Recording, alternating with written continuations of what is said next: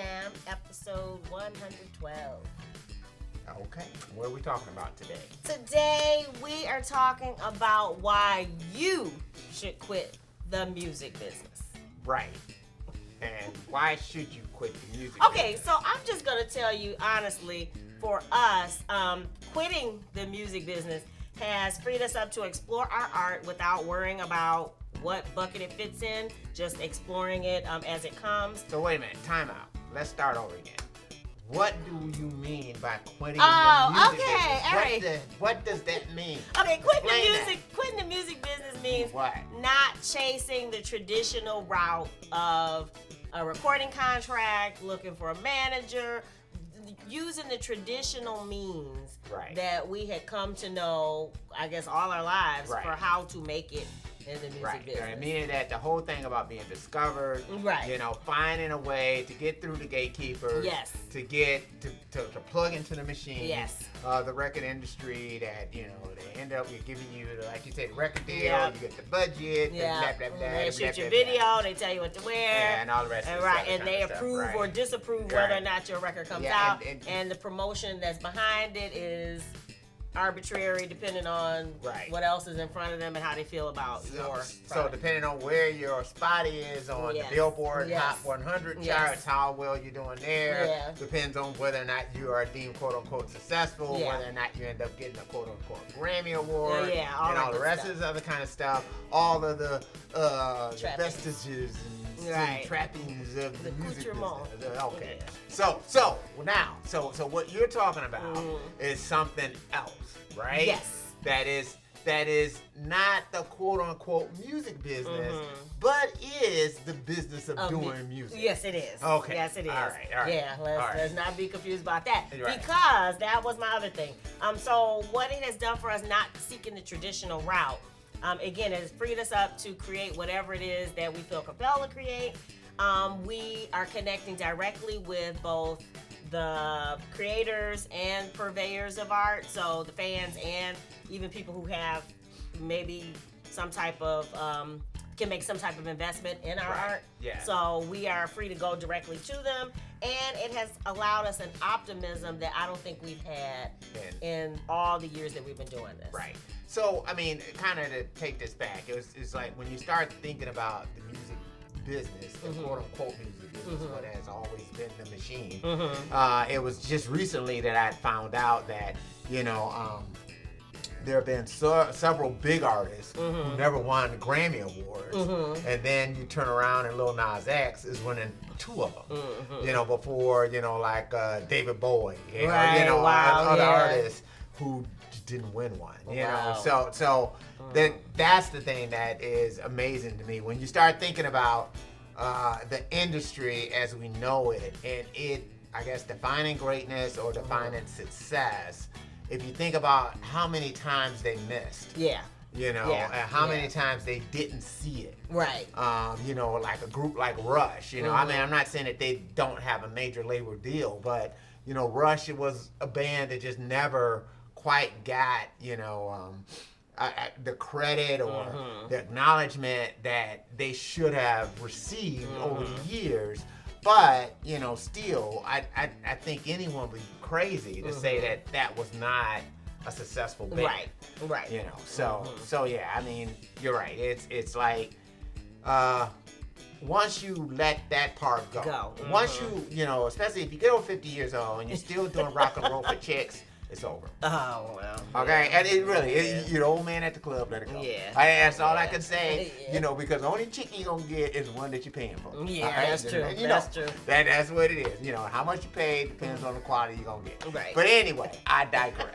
So, you know, but if you're doing it to foster, I guess, what your passion, Yeah. whatever it was, whatever the music is that you want to do, Yeah.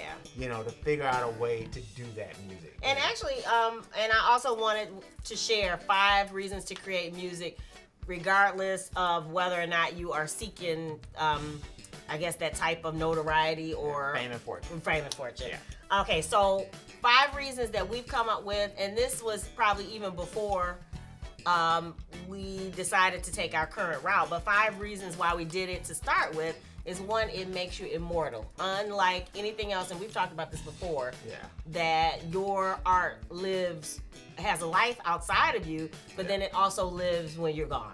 And that's something that speaks to us, that to leave something where we communicate for generations to come. Right. I mean, you never quite get the feeling that John Lennon is gone. Right. Jimi Hendrix, right. Gone. Yeah. You just never get that. I mean, it's like they leave this lasting legacy of their music, and people still dig into stuff and still discover stuff, even from stuff that's already been released. Yeah.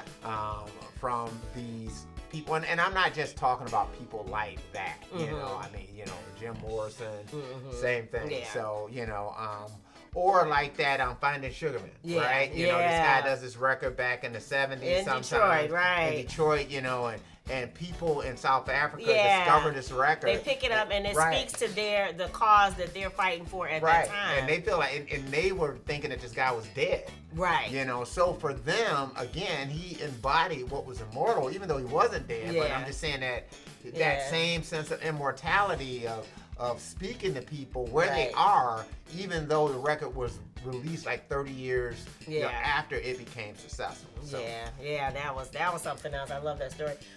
Number 2, a reason to create your music, regardless of whether or not you're seeking that music business success, is that it helps you express what's inside. So again, we created music when we met. We were creating music just for ourselves. It wasn't even thinking about what happens after you create it. It was just it had to be expressed. Yeah, it's a catharsis. So and it may or may not connect with other people, but usually it's gonna, you know, if you're going through something and you've been able to express it in some kind of way, it's like it's gonna connect with someone else. Yeah. You know, I'm not saying it's gonna do it on a mass scale or whatever else, but there's always, you know, someone else who is vibing on that same wavelength that you're vibing on in the universe, who's going to connect with what you released. Yeah. And so, you know, that is a big part of it too. So it's a catharsis for you, and it could be a catharsis for others. That actually connects up to the next 2 points. Point number 3 was for your own mental health. So not only are you expressing it, because sometimes it can be joy, but not only are you expressing it, but it could be something that you need to express to keep you sane. Right. And that was, I know in high school when I first started writing, that was it. It was like I had all this, you know, frustration, as I guess teenagers do. Right. And that was how I channeled it, and I needed to do that in order to be able to concentrate at school, to be able to do other things. I had to express that some type of way. Right. So for mental health, but then also what you just said, to connect with others, that even if you don't receive fame and fortune, the fact that you know that there's somebody else in the world that has similar feelings to you. Right. That there's something about that. Yeah. There's something that just feels good about that. And I think it's probably more now in this moment than ever before. You know, that ability to connect with people. I mean, it's easier in this moment than ever before. It is. What we were talking about prior to even doing this was, you know, we're here in the Detroit area, and, you know, back in the 80s, you know, you had Juan Atkins, Kevin Saunderson, you know, Derek May, these guys, you know, the Belleville 3, you know, who they are doing this techno music, and they figured out a way to get that music across the pond. And they became great over in Europe. You know, and Detroit is just, you know, on the map. Right. Not just for Motown, but really for techno over there because of what those guys established and the vision that they had before the internet.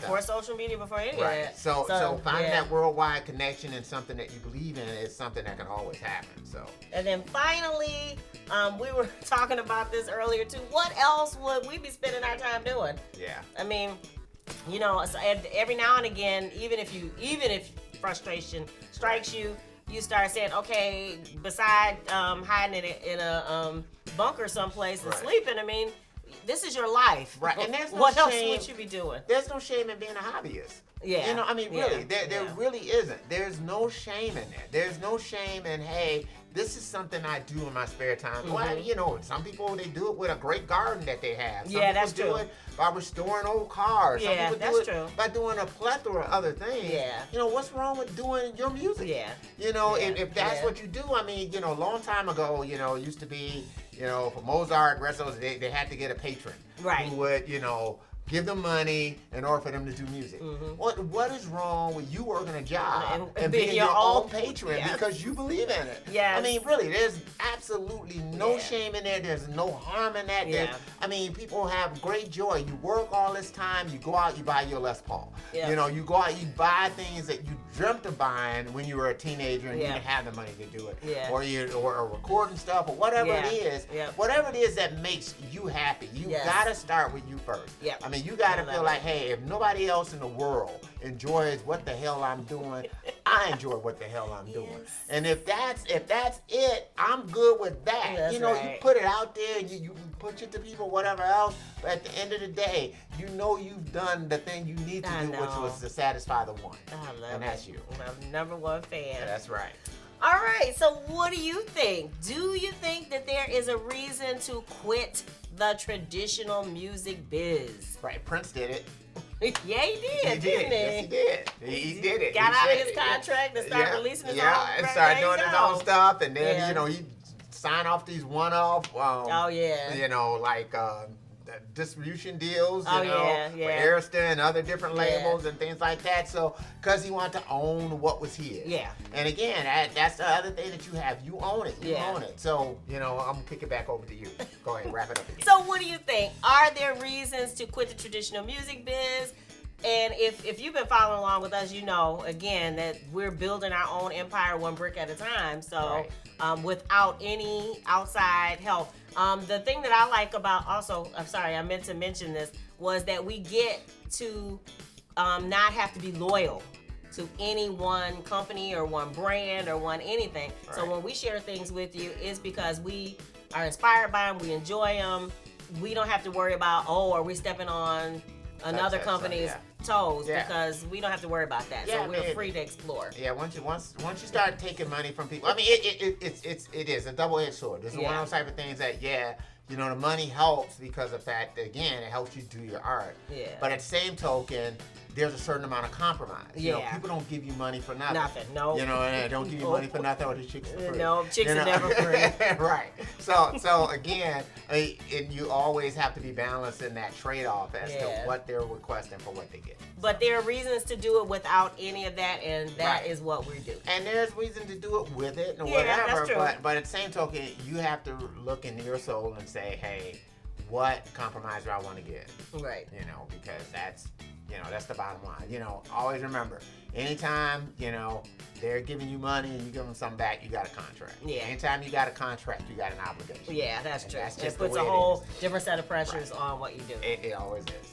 We'd love to hear from you. What do you think about this topic? Leave it in the comments below. Coming up very, very, very, very soon is South by Southwest. Yep, so it's right around the corner. It is. It is literally around the corner. So yeah, it'll be here before you know it. Yeah, so look for footage and vlogs from that. Yeah. And I don't know. I think that's about it. If you dig the vibe, be sure to. Subscribe. We're wishing you love, peace, and dreams.